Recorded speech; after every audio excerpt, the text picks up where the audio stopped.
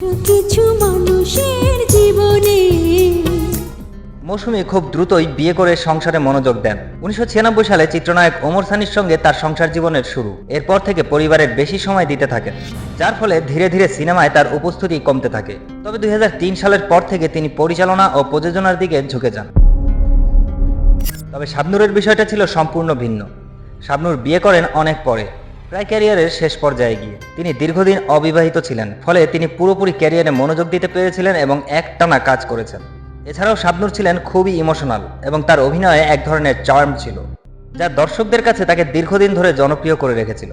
2000 সালের পর যখন নতুন প্রজন্মের নায়িকা আসতে শুরু করে, তখনও শাবনূর শীর্ষে ছিলেন। মৌসুমীর তখন জনপ্রিয়তা স্থিতিশীল থাকলেও শাবনূরের মতো নতুন জুটির সঙ্গে খাপ খাওয়াতে পারেননি।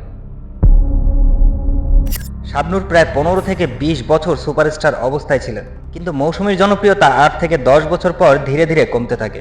মৌসুমী ও শাবনূর দুজনেই বাংলা চলচ্চিত্রের জন্য অনেক বড় অবদান রেখেছেন।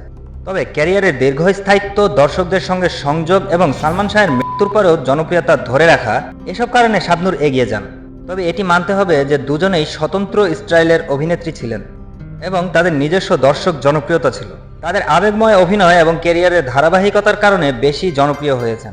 আপনার কাছে কার অভিনয় সবথেকে জনপ্রিয় ছিল? কমেন্ট করে আমাদের জানাতে ভুলবেন না। দেখা হবে পরবর্তী ভিডিওতে। ধন্যবাদ।